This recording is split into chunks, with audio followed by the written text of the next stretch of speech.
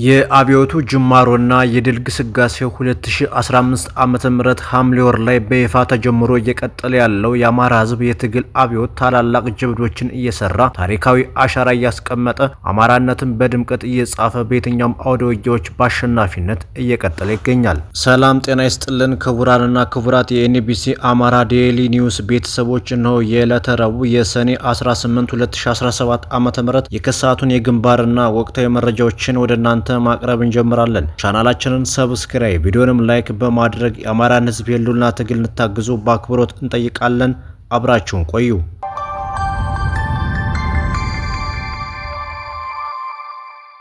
የአብይና የብርሃኑ ጁላ ቡችሌ አራዊቶች ሽንፈት የሁል ጊዜ ግብራቸው ሆኖ ከፍተኛ የሆነ የሞራል ውድቀት ገጥሟቸው በየቀኑ እየፈራረሱ ይገኛሉ። እነሱ በቁጥር ሲያንሱ በስነ ልቦናም ሲሞቱ፣ ፋኖነት በቁጥር እየጨመረ በስነ ልቦና እየጎለበተ ስለሆነ አሸናፊዎች ሆነናል። ይህ የአብይ የጥቁር ናዚ ገዳይ ጨፍጫፊ ስርዓትን ሙሉ በሙሉ ገርስሰን ታሪካዊ ድል እንጎናጸፋለን። የአማራን ህዝብ ህልውና በአስተማማኝ ሁኔታ እናረጋግጣለን። ሆዳም አማራ የሚባሉት በአማራ ደም የተቦካ እንጀራ ሆዳቸውን የሚሞሉ ጭንቅላታቸው ሆዳቸው ውስጥ ያስቀመጡ የካድሬ ስብስብ የአድማ ብተና አባላት፣ የፖሊስ አባላትና የሚሊሻ አባላት የጭንቅ ምጥ ላይ ይገኛሉ። በባንዳነት የተሞላው ከርሳቸውን እያፈራረስን የትል እራት እያደረግናቸው እንገኛለን። የተረፈውን ወደኛ የመጣን እንቀበላለን። የሚዋጋንን ነብሱን ከስጋው እንለያለን። ተጋድሏችንም ቀጥሎ ያገዛዙን ክንድ እየሰበር ነው እንገኛለን። በወልቃይት ጠገዴ ሰቲት ሁመራ ዞን ሰሜን ጠገዴ ወረዳ ልዩ ስሙ ጎቤ ከተባለ ቦታ የአፋባ አራተኛ ደጃዝማች ኮር ጎቤ ክፍለ ጦር ጀግናው ጥቅምት 30 ማይካድራ ብርጌድ በአርበኛ ላምረው ሙሉ መሪነት ከጠላት የብልጽግና ኃይል ጋር ውጊያ አድርጎ 29 ገድሎ 7 አቁስሎ 2 በእጅ ማርኮ ጠላትን አሸንፏል። ከጠላት የተገኘ ምርኮም ክላሽ 27፣ 10 ጎራሽ መሳሪያ 2፣ የክላሽ ጥይት 701፣ የወገብ ትጥቅ 12፣ ኮዳ 7፣ የብሬን ሽንሽል 1 ከነ 120 ጥይቱ ተማርኳል። የጠራ ብርጌድ አካል የሆነው ፕሮፌሰር አስራት ሻለቃ በአርበኛ ተቀባጭ አቅሎ እየተመራ የጎቤ ክፍለ ጦር የአጼዎቹ ብርጌድ አባላት ባሉበት ሰሜን ጠገዴ ወረዳ ከባቦ በረሃ አካባቢ አምባጋ ላይ ከተባለች አነስተኛ ከተማ ከጠላት የብልጽግና ኃይል ጋር በተደረገ አውደ ውጊያ 5 ሲሞት 2 ክላሽንኮቭ ጠበንጃ አስረክቦ ጠላት ፈርጥጧል ተብሏል። ሌላው ጭልጋ ወረዳ ዳንጉራ አካባቢ ሲንቀሳቀሱ የነበሩ የጠላት 6 አባላት በሰላም ወደ ጎቤ ክፍለ ጦር አውራምባ ብርጌድ ተቀላቅለዋል። ብርጌዱ ሞቅ ደመቅ ባለ መልኩ ተቀብሏቸዋል ሲል አርበኛ ስማቸው ጥላውን ውብዬ የጎቤ ክፍለ ጦር ህዝብ ግንኙነት መምሪያ ኃላፊ መረጃውን አጋርቶናል። ይህ በእንዲህ እንዳለ 7 መኪና ያገዛዙ ወታደራዊ አመራሮችና አባላት በጎንደር የበጋሻው ክፍለ ጦር ጀግኖች ተደመሰሱ። የአማራ ፋኖ ብሔራዊ ኃይል አፋባ ጎንደር ቀጠና ዳግማዊ ቴዎድሮስ 5ኛ ኮር ጎንደር የበጋሻው ክፍለ ጦር አካል የሆነው አጥናፍ ብርጌድ ከወርቅ ደቦ ወደ ገደብዬ ከተማ ሲጓዝ የነበረን ያገዛዙ ወታደራዊ አመራሮች ላይ መለሱ ወደ ላይኛው ቤት ተሸኝቷል። ያገዛዙ ወታደራዊ አመራሮች በወርቅ ደቦ ከተማ በመገኘት በቀጠና ያለውን ሰራዊት ለግዳጅ ሰብስበው ሲያወያዩ ውለው ወደ ገደብዬ ከተማ ትናንት ሰኔ 17 2017 ዓመተ ምህረት ከቀኑ 10 ሰዓት ለመግባት ሲሞክሩ የአጥናፋ ብርጌድ አባላት በምክትል ሻለቃ መሪው አርበኛ ያየይ አስምሮ እየተመሩ መኪናው ላይ የነበሩ ወታደራዊ አመራሮችና ጠባቂዎቻቸውን ጨምሮ ከ30 በላይ ያገዛዙ ሰራዊት በሞት ሲሸኙ ሲጓዙበት የነበረ 4 ፓትሮልና 3 ኦራል መኪናዎችም ከጥቅም ውጭ ተደርገዋል። ከነበሩት የመከላከያ አመራሮች አብዛኛው የሞተ ሲሆን አሁን ላይ በቀጠናው ያለው ሰራዊት አብዛኛው በፍርሃት ቆፈን ውስጥ ሆኖ በሀዘን ጥላ ስር ይገኛል ሲል የአማራ ፋኖ ብሔራዊ ኃይል አፋባ ጎንደር ቀጠና ዳግማዊ ቴዎድሮስ 5ኛ ኮር የጎንደር የበጋሻው ክፍለ ጦር ቃል አቀባይ አርበኛ ታድሎ ደሴ ገልጿል። የአፋባ ጎጃም አገው ምድር ክፍለ ጦር የቢትወደድ አያሌው መኮንን ብርጌድ ጠላት ላይ ታላቅ ድል ተቀዳጅቷል። ጎጃም አገው ምድር ክፍለ ጦር ቢትወደድ አያሌው መኮንን ብርጌድ ሰዓታትን በፈጀው አውደ ውጊያ የአማራ ፋኖ ብሔራዊ ኃይል በጎንደር ቀጠና አድዋ ክፍለ ጦር የንጋት ጮራ ብርጌድ ጋራ ከቁንዝላ ከተማ በቅርብ ርቀት ከምትገኘ ዳርፉር ጅችር ላይ መሽጎ ያለውን የጠላት ኃይል ላይ ዶፍ አውርደውበታል። አሸባሪው ብልጽግና ጦር የሞተበትን አስክሬን ለመለቃቀም ሳንክራ ባርከንታ ላይ ያለውን ኃይል በማሰባሰብ ዳግመኛ ለማጥቃት ቢሞክርም ከሽፎበት ውጊያው በፋኖ አሸናፊነት ተጠናቋል። በዚህም ውጊያ 9 የመከላከያ አባላት እስከ ወዲያኛው ሲሸኙ 11 አባላትም ቁስለኛ ሆነዋል። በሰከላ ወረዳ ግሽ አባይ ከተማ ዙሪያ ባሉ ቀበሌዎች በወራሪው ኃይል የታፈኑ ነዋሪዎችን የጊዮን ብርጌድ ማስለቀቁ ተነገረ። በግዴታ ሰልፍ ተወጣላችሁ በማለት ከኮለል ቀበሌ 34 ከሳውስ 50 ከጎደር 64 ነዋሪዎችን ከቤተክርስቲያን አፍኖ ወደ ሰከላ ግሽ አባይ ከተማ ይዞ ሲንቀሳቀስ የነበረውን ኃይል የጊዮን ብርጌድ አናብስቶቹ አባግሽ ሻለቃ፣ ግትም ሻለቃና ኃይሌ አድማሱ ሻለቃ ባንድ ላይ ጥምረት በመፍጠር ጠላት ላይ መብረቃዊ ጥቃት በመሰንዘር ከታፈኑ ሰዎች መካከል 144 ንጹሃንን አስለቅቀዋል። ሰከላ ወረዳ ግሽ አባይ ከተማ የመሸገው አሸባሪው ኃይል 22 ንጹሃንን አፍኖ የወሰደ ሲሆን ፋኖን ታውግዛላችሁ፣ ፋኖን የማታወግዙ ከሆነ እናንተም ፋኖ ናችሁ ትረሸናላችሁ በማለት ሲያስፈራራቸውና ስልጠና ሲሰጥ እንደዋለም ጊዮን ብርጌድ መረጃው ደርሶኛል ብሏል።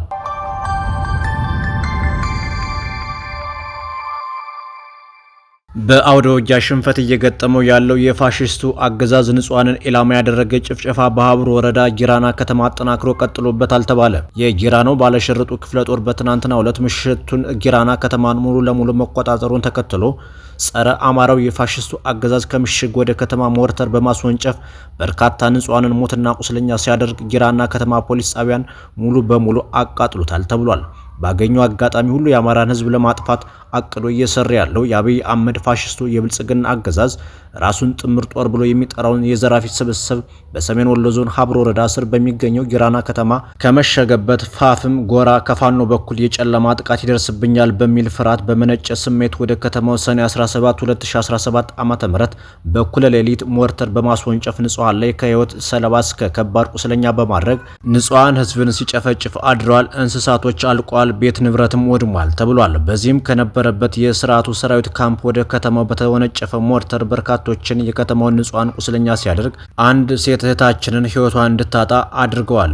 መዳረሻው ድልና ነጻነት የሆነው የአማራ ህዝብ ህልውና ተጋድሎ ተጠናክሮ ይቀጥላል ሲል የአፋባ ወሎ ቀጠና ምስራቅ አማራ ኮር አንድ ባለሽርጡ ክፍለ ጦር ቃል አቀባይ መረጃውን አጋርቶናል።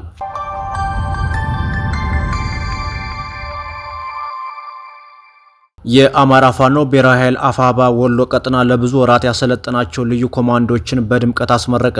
የአፋባ ወሎ ቀጠና ኮማንዶ ዳንኤል አለሙ የኮማንዶ ማሰልጠኛ ማዕከል ዛሬ ሰኔ 18 2017 ዓ.ም ለበርካታ ወራት የወታደራዊ ኮማንዶ ስልጠና ሲሰለጥኑ የቆዩ ከ600 በላይ የኮማንዶ ሰልጣኞች የአፋባ ወሎ ቀጠና ከፍተኛ አመራሮችና የላስታ ሳምነው ኮር አመራሮች በተገኙበት በድምቀት ተመርቀዋል። የአፋባ ወሎ ቀጠና ዋና ወታደራዊ ስልጠና መምሪያ ኃላፊ ኮማንዶ ዮሴፍ አስማረና ምክትል ወታደራዊ ስልጠና መምሪያ ኃላፊ ኮማንዶ ጌታቸው ሲሳይ የሚመራው የስልጠና ተቋም ኮማንዶ ዳንኤል አለሙ የኮማንዶ ማሰልጠኛ ማዕከል ተብሎ በጀግናው ሰማዕቱ ኮማንዶ ዳንኤል አለሙ ተሰይመዋል። የሰለጠኑ ኮማንዶዎች ነብሮ ተወርዋሪ ኮማንዶ ተብሎም ተሰይመዋል። የምርቃት ፕሮግራሙ በኮማንዶ ዮሴፍ የመክፈቻ ንግግር ተደርጎ ልዩ ልዩ ፕሮግራሞች ከተከናወኑ በኋላ በድርጅቱ የተዘጋጁ ልዩ ልዩ ሽልማቶች በኮሎኔል ሞገስ ዘገየና እንዲሁም በሌሎች የድርጅቱ አመራሮች ተበርክተዋል።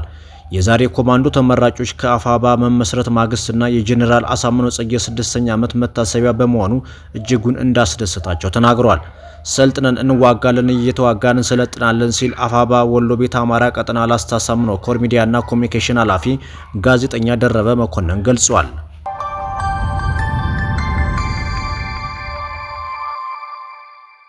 ለፍርድ ቤትና ለፌዴራል ፖሊስ የራቀው ግለሰብ ቤተ መንግስት ተገኘ። ሰውየው ማን ይነካኛል እያለ ነው። በነ ዮሐንስ ቦያለውና በነ ክርስቲያን ታደለ ጉዳይ የእምነት ክህደት ቃል ስጥ ተብሎ ፍርድ ቤት አዝዞ ነበር። ታምረኛ ሀገር የሆነችው ሀገራችን የፌዴራል ፖሊስ ይህንን ግለሰብ ለመያዝ ተቸገርሁ አጣሁት ሲልም ከረመ። እነ ክርስቲያን ታደለም ከእስር ቤት ሆነው መገናኛ አካባቢ በእጀባ ወሰዱንና ከጫት አውድማው ታገኙታላችሁ ብለው ነበር። የምናወራው ስለ ቀድሞ የዩኒቨርሲቲ መምህር ስለአሁኑ የብልጽግና ማህበራዊ ሚዲያ ሚኒሻ ስዩም ተሾመ ነው። ስዩምን ከጫትና ካረቂ አካባቢ ፈጽሞ አለማግኘት አይቻልም ሲባልም ነበር። በስድብና በፍርጃ የሚታወቀው ስዩም ተሾመ ባለፈው ዕለት ቤተ መንግስት ገብቶ ከጠቅላይ ሚኒስትር አብይ አህመድ ጋር ስለ ሚዲያ ተወያይቷል። እነ ስዩም ተሾመ ስለ ሚዲያ ነጻነት፣ ስለ ህዝብ ክብርና ጥቅም ለማውራት ስብሰባ ላይ ናቸው። ብዙ ጊዜ ስብሰባና ውይይት የደጋፊዎች እድር ሆኖ የሚቋጨውም ለዚህ ነው።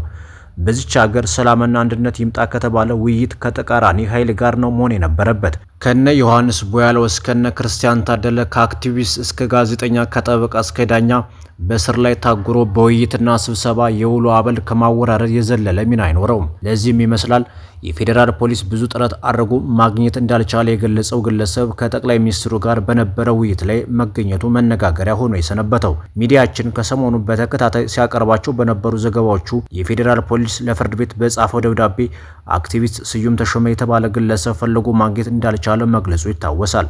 አክቲቪስቱ በሕግ ቁጥጥር ስር ሆነን ሳለ ስማችንን በማጥፋት ብሎም በፍርድ ቤቱ ላይ አሉታዊ ተጽዕኖ እየፈጠረ ነው በሚል አቶ ዮሐንስ ቦያለውና አቶ ክርስቲያን ታደለ ለከፍተኛ ፍርድ ቤት ማመልከታቸው ይታወቃል።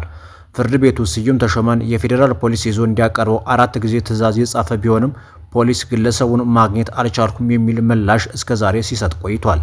አክቲቪስቱ ግን ጠቅላይ ሚኒስትሩ ከሚዲያ ተወካዮች ጋር ባደረጉት አንድ ውይይት ላይ ተገኝቶ እንደነበረ የመንግስት ሚዲያዎች ያወጧቸው ምስሎች ያሳያሉ። ይህ መንግስት ለህግ መከበር ያለውን አተያይ በከፊልም ቢሆን ያሳየ ነው። ህግ ሲጣስና የፖሊስ መዋቅር የፖለቲካ ጨዋታ አካል ሲሆን ህዝብም ለህግ ያለው አመለካከት ላይ ጥርጣሬ ያሳድራል በማለት አስተያየት የሰጡት አንድ የህግ ባለሙያ ናቸው። አሳፋሪ ክስተቱን ለመደበቅ እንኳን አልተሞከረም። ግለሰቡ ዳኞችን ጭምር ሲሳደብ የነበረ ነው። ለህዝብ መልእክቱ እኔስ ለምን በህግ እዳኛለሁ፣ ለምን ህግ ይጠይቀኛል የሚል ይመስለኛልም ብለዋል።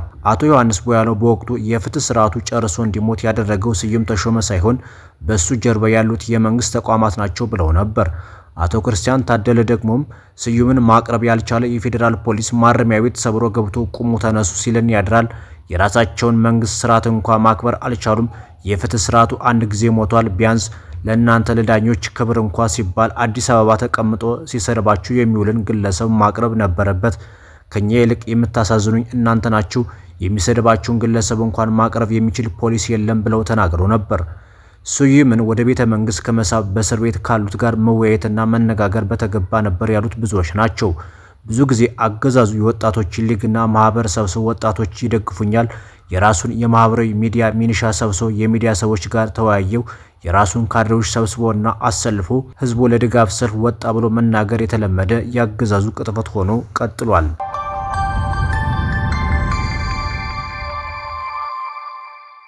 የበረኛው ቀስተ ደመና ብርጌድ በጫጎ ደራባና በገነት ቀበሌዎች ህዝብን በመሰብሰብ የጨፍጫፉ የብልጽግና አገዛዝ በህዝባችን ላይ ያደረሰ ያለውን መጠነ ሰፊ ጥፋትና የንጹሃንን ጭፍጨፋ በተመለከተ ለማህበረሰባችን መልካም አስተዳደር ለማሳለጥ በሚያስችሉ ጉዳዮች ዙሪያ ማህበረሰቡን በሰፊው ያወያየ ሲሆን ማህበረሰቡን የሚያውኩ ሁነቶች ካሉ ከፋኖ ጋር በመረባረብ የአካባቢን ሰላም ማስከበር እንደሚገባ በሰፊው ውይይት ተደርጓል ሲል ብርጌዱ ገልጿል።